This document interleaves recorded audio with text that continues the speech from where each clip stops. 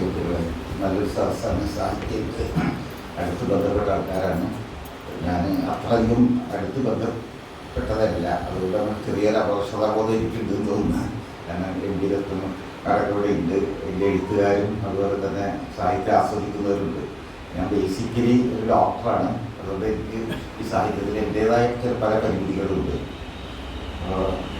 ഇംഗ്ലീഷും അരമണിക്കൂർ 45 മിനിറ്റ് സംസാരിക്കണം എന്നാണ് പറഞ്ഞത്. പക്ഷെ അതിലൊക്കെ പോകുമെന്ന് എനിക്ക് എടുത്തില്ല. പറ്റാവുന്നത്ര ഞാൻ സംസാരിക്കാം.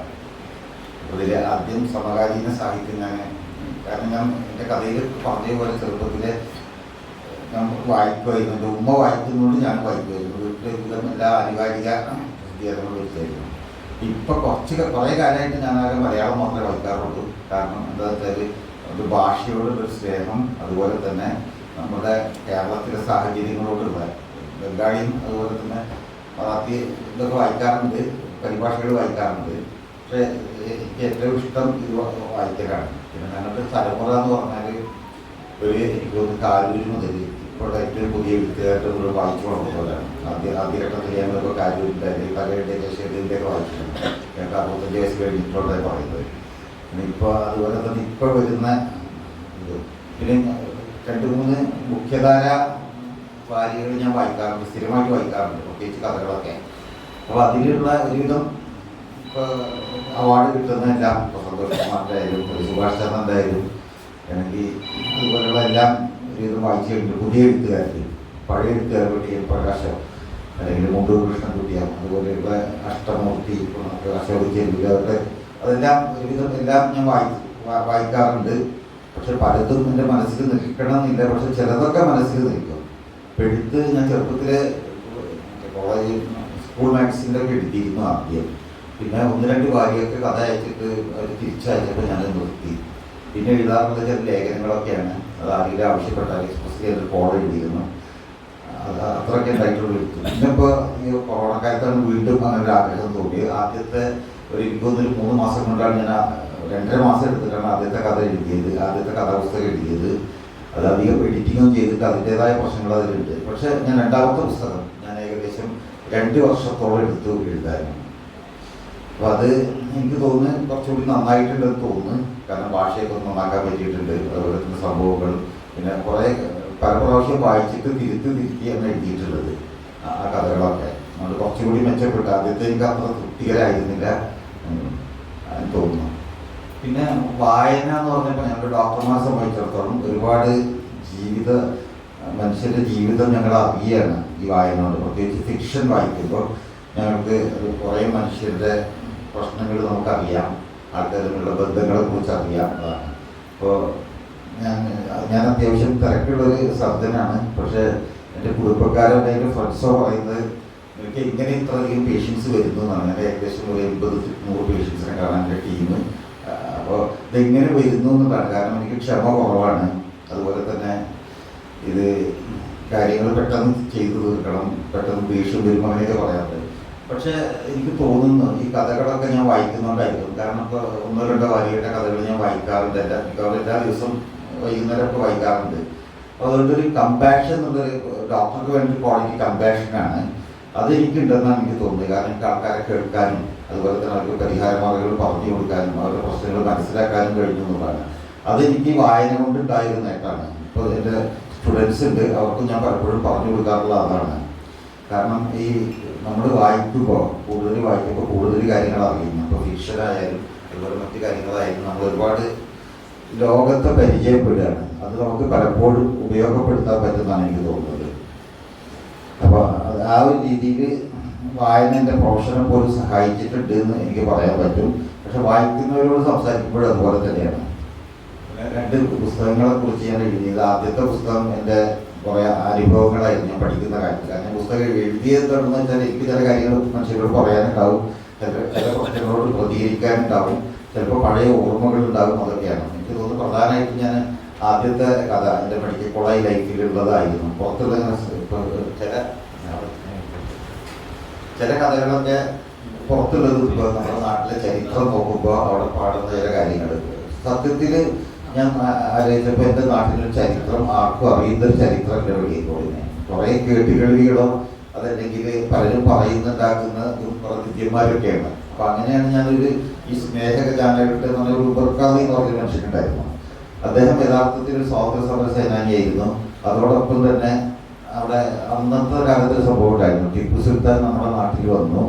അത് കഴിഞ്ഞ് അദ്ദേഹം അവിടെ കുറച്ചു കാലം ഭരിച്ചു. 8-9 കൊല്ലത്തോളം 10 കൊല്ലത്തോളം ഭരിച്ചു മലബാർ ഏരിയ.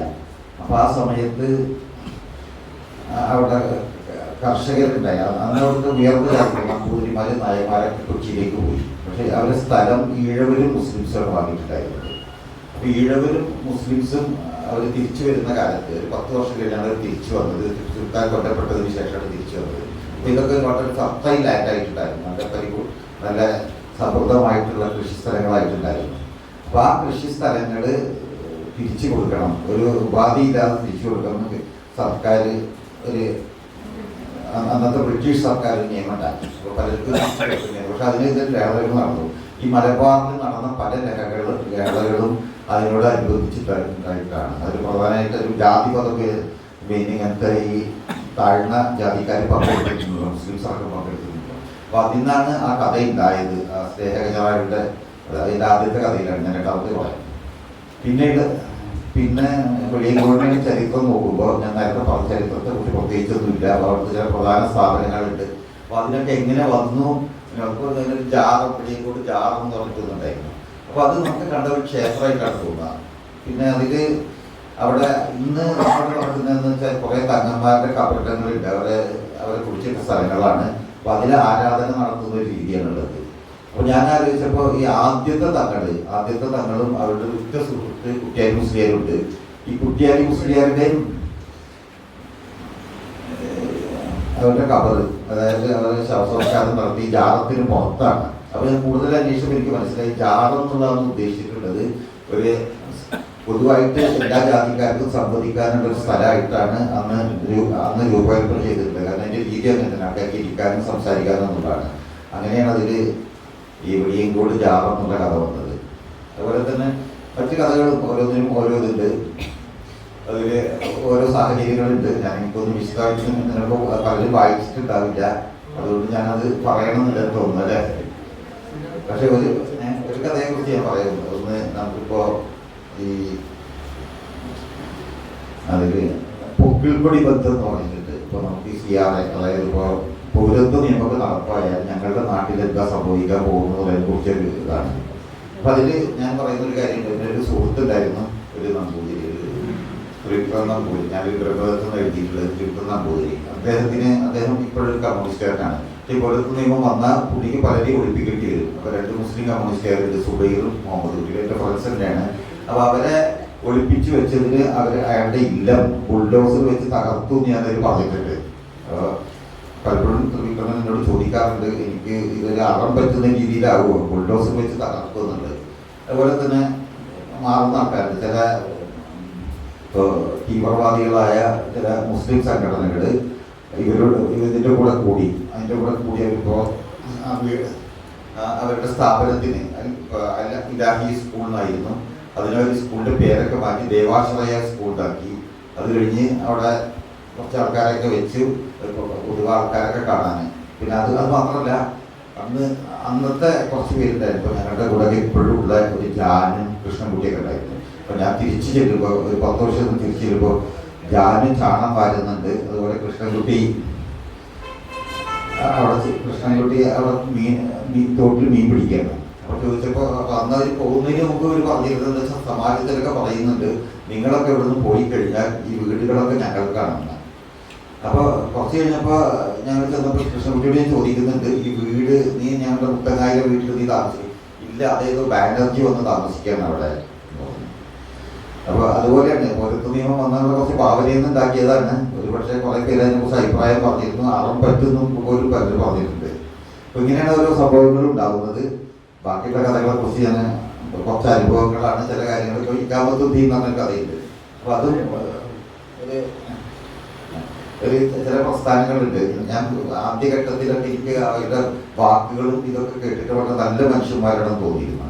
അത് കഴിഞ്ഞാണ് ഇവരുടെ തനിസ്വഭാവം മനസ്സിലാകുന്നത്. കാരണം ഇവർ നടത്തുന്നത് ഇപ്പോൾ ഒരു മുസ്ലിംസിൻ്റെ പേര് പറഞ്ഞ് ഇവർ നടത്തുമ്പോഴും ഇസ്ലാം മതത്തിൻ്റെ നിയമങ്ങൾക്ക് എതിരായ കാര്യങ്ങളാണ്. കാരണം എങ്ങനെയെങ്കിലും പണം ഉണ്ടാക്കുക, സ്വജനപക്ഷപാതം നടത്തുക, അങ്ങനെയൊക്കെ ഉള്ളൂ.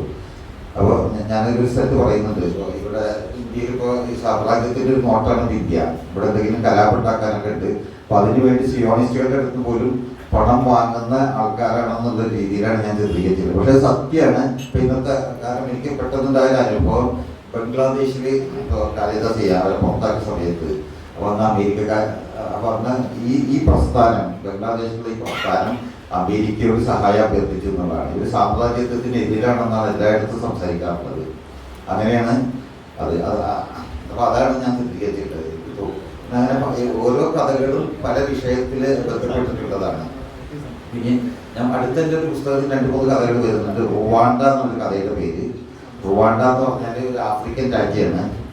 അവിടെ ഏകദേശം യൂറോപ്യൻ രാജ്യങ്ങളുടെ നിലവാരത്തിലുള്ളതാണ്. അവിടെ ഈ വംശീയ വിദ്വേഷം, നേരത്തെ പറഞ്ഞ പോലെയുള്ള അപര വിദ്വേഷം ഉണ്ടായിരുന്നു. 2 ഗ്രൂപ്പ്, ടുട്സി അതുപോലെ തന്നെ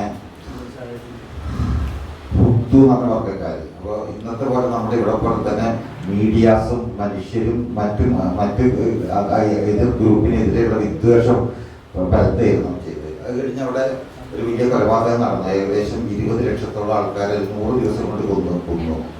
പക്ഷെ അത് കഴിഞ്ഞ് പിന്നീട് വന്ന ഭരണാധികാരികൾ ഈ വംശീയത എന്നത് ഇല്ലാതാക്കി. ഇപ്പം നമ്മളോട് ചോദിച്ചാൽ പറയാ അവിടെ ഞങ്ങൾ ഹുത്താണ് കുറിച്ച് എല്ലാം ഞങ്ങൾ റുവാണ്ടക്കാരെന്നേ പറയുള്ളൂ. വളരെ ശക്തമായിട്ട് തന്നെ അടിച്ചമർത്തി വലിയ കുറ്റാക്കി ജാതി പറയുന്നതും അതുപോലെ തന്നെ അവരുടെ വംശം പറയുന്നതും വലിയ കുറ്റങ്ങളാക്കി. പക്ഷെ ഇന്ന് ആഫ്രിക്ക, ഞാൻ ഉഗാണ്ടയിൽ പോയിട്ടാണ് റുവാണ്ടയിൽ പോയത്. റുവാണ്ടയും അതുപോലെ തന്നെ നമ്മൾ വളരെയധികം വ്യത്യാസമുണ്ട്. ഏതൊരു യൂറോപ്യൻ കൺട്രിയെ പോലെയാണ് ഇന്ന് റുവാണ്ടയുള്ളത്. കാരണം ആൾക്കാർ ഒത്തൊരുമിച്ച് പ്രവർത്തിക്കുക എന്നുള്ളതാണ്. അപ്പോൾ ഈ വംശീയത പോയാൽ ഈ രാജ്യം നന്നാവുള്ളൂ എന്നുള്ളൊരു ഇതായിട്ടുണ്ട്. അത് യഥാർത്ഥത്തിൽ ഉണ്ടായിട്ടുള്ളതാണ്. കാരണം ഞാനവിടെ 3-4 ദിവസം റുവാണ്ടയിൽ ഞാൻ സഞ്ചരിച്ചു. അവിടുത്തെ ഓരോ കാര്യങ്ങളും ഞാൻ മനസ്സിലാക്കി അവിടുത്തെ പലരായിട്ട് സംസാരിച്ചിട്ടാണ് ഞാൻ എഴുതിയിട്ടുള്ളത്. ഏതായാലും അടുത്ത പുസ്തകത്തിൽ ഒരു കഥ അതാണ്. അതുപോലെ തന്നെ ബാഗിയിലെ പുസ്തകത്തിൽ വേണ്ടതെന്ന് ഞാൻ ബാഗിയനയിലെ പോയത് 1 മാസം പോയതാണ്. അതിനെക്കുറിച്ച് ഞാൻ കഥ എഴുതിയിട്ടുണ്ട്. ബാഗിയിൽ നമുക്കിപ്പോൾ ഒരു ഇന്തോനേഷ്യ എന്നൊരു മുസ്ലിം രാജ്യം എന്നാണ് നമ്മുടെ മനസ്സിലുള്ളത്. പക്ഷെ ഞാൻ അതിനെക്കുറിച്ച് വിശദമായിട്ട് പറയുന്നില്ല. പക്ഷെ അവിടെയും ഇതുപോലെ ഒരുപാട് കലാപങ്ങൾ ഉണ്ടായിട്ടുണ്ട്. അതുപോലെ തന്നെ പക്ഷെ മനുഷ്യർ തമ്മിൽ ബാലി ഇപ്പോഴും വളരെ ശാന്തമായിട്ടുള്ള ഒരു സ്ഥലമാണ്. മറ്റ് ഇന്തോനേഷ്യ സ്റ്റേറ്റ് പോലെയല്ല. ഒരു ഘട്ടത്തിൽ അവിടെ പ്രശ്നങ്ങൾ ഉണ്ടായിരുന്നു. കാരണം നമുക്കറിയാം എപ്പോഴും നമ്മുടെ ഏകദേശം ഇന്ത്യ പോലെ തന്നെ ആരാധന, ഓരോ വീട്ടിലും അമ്പലങ്ങളുണ്ട്. എന്നാലും വളരെ അതിനെക്കുറിച്ചാണ് ഞാൻ എഴുതുന്നത്. ഇപ്പം ഞാൻ അതിനെക്കുറിച്ച് വിശദീകരിക്കുന്നില്ല. എന്തായാലും ഇങ്ങനെ ഒരു അവസരം തന്ന സാഹിതിക്ക്, കാരണം എനിക്കിവിടെ എല്ലാ ദിവസവും ആഴ്ചയിലും പരിപാടികൾ ചിലപ്പോഴൊക്കെ വരണമെന്ന് വിചാരിക്കും. പക്ഷേ ഈ ശനിയാഴ്ചകളിൽ എനിക്ക് കുറച്ച് തിരക്കുള്ള ദിവസമാണ്. എനിക്ക് നാട്ടിൽ എന്തെങ്കിലും പരിപാടി ഉണ്ടാകും. ഞാൻ വെളിയിലോട്ടാണ് ശനി ഞായറും ഉണ്ടാവാറ്. അപ്പോൾ അതുകൊണ്ടാണ് വരാൻ പറ്റാത്തത്. ഇനി എന്തായാലും ഞാൻ വരാൻ ശ്രമിക്കാം. എന്തായാലും ഈ അവസരം തന്നതിന് നന്ദി.